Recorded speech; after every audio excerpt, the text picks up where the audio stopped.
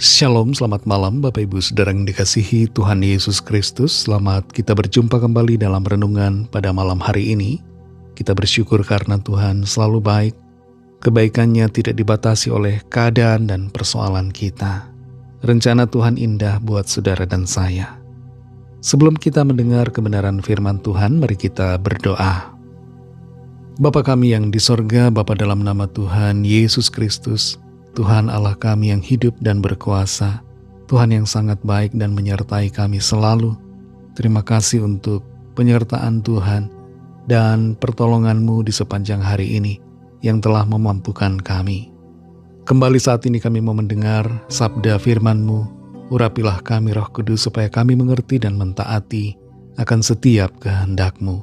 Dalam nama Tuhan Yesus kami berdoa. Haleluya. Amin. Saudara dikasihi Tuhan, ayat firman Tuhan saat ini terdapat dalam 2 Tawarik 20 ayat yang ke-12. Tertulis demikian, Ya Allah kami, tidakkah Engkau akan menghukum mereka, karena kami tidak mempunyai kekuatan untuk menghadapi laskar yang besar ini, yang datang menyerang kami. Kami tidak tahu apa yang harus kami lakukan, tetapi mata kami tertuju kepadamu. Saudara dikasih Tuhan, Andrew Murray, seorang penulis, guru dan sekaligus pendeta di Afrika Selatan yang hidup di akhir abad 19 hingga awal abad 20, pernah mengatakan, God is ready to assume full responsibility for the life wholly yielded to Him. Tuhan siap untuk mengambil alih tanggung jawab secara penuh atas setiap kehidupan yang sepenuhnya diserahkan kepadanya. Ketika kita berserah penuh kepada Tuhan, maka Tuhan akan menyatakan kuasanya dalam kehidupan kita.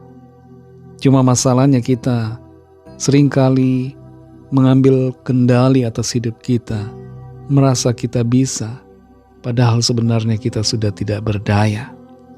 Kita perlu berserah diri kepada Tuhan dalam keadaan apapun, dalam keadaan baik ataupun dalam keadaan susah.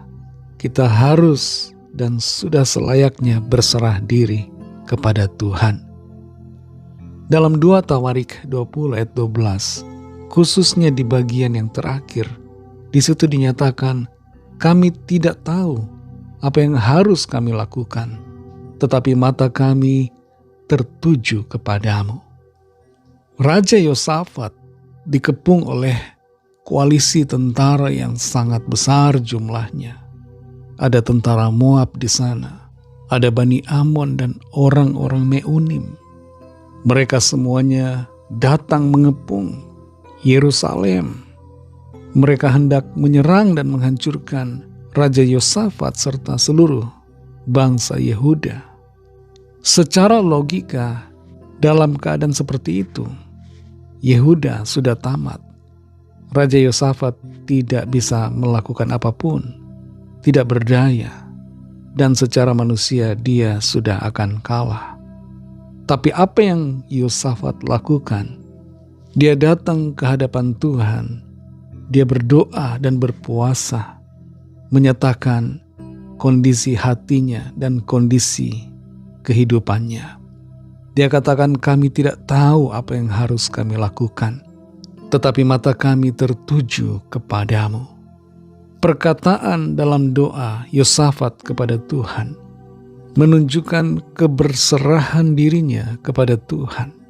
Dia mengakui bahwa dia tidak berdaya, dia tidak punya kekuatan apa-apa. Dia menyadari ketidakmampuannya di hadapan Tuhan. Dia merendahkan diri. Yosua tidak merasa mampu dan tidak bersikap sombong dalam persoalan yang dia hadapi, tapi dia mengakui ketidakberdayaannya. Kesombongan seringkali menjadi penghalang dari mujizat dan pertolongan ajaib dari Tuhan. Tapi kerendahan hati dan penyerahan diri menjadi jalan untuk kita menerima mujizat dan perbuatan ajaib yang dari Tuhan. Yosafat berserah diri kepada Tuhan di titik minus, bukan lagi di titik nol, saudara. Di titik minus dalam kehidupannya, dia berserah kepada Tuhan. Dia tahu dia tidak bisa apa-apa, tapi dia memandang kepada Tuhan. Saudara yang dikasihi Tuhan, di titik minus kehidupan kita, bukan lagi di titik nol, saudara, tapi di titik minus di mana kita sama sekali merasa sungguh-sungguh tidak lagi berdaya dalam persoalan yang kita hadapi, masalah yang besar yang kita alami. Mari berserah kepada Tuhan, pandang Tuhan, andalkan Tuhan. Tuhan sanggup untuk menolong saudara dan saya, dan mengeluarkan kita dari segala persoalan yang ada. Charles Spurgeon pernah mengatakan, iman yang paling indah adalah iman yang percaya saat tidak bisa melihat jalan keluar. Yosafat tidak melihat jalan itu, tapi ia melihat kepada sang jalan, yaitu Tuhan yang Maha Kuasa untuk membuka jalan. Dalam segala persoalan, masalah pergumulan kita, datanglah kepada Tuhan, berserah diri kepadanya.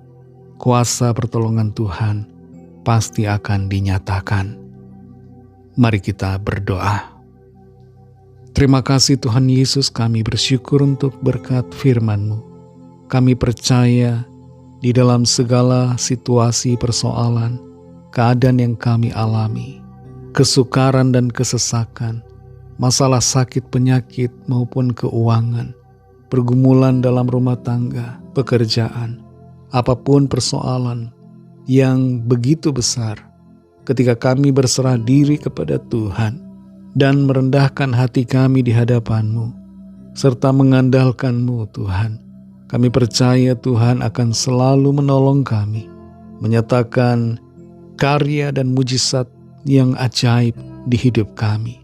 Seperti Tuhan menolong Yosafat dalam keadaannya yang tidak berdaya, kami percaya pertolongan-Mu nyata atas setiap kami yang berharap kepada-Mu.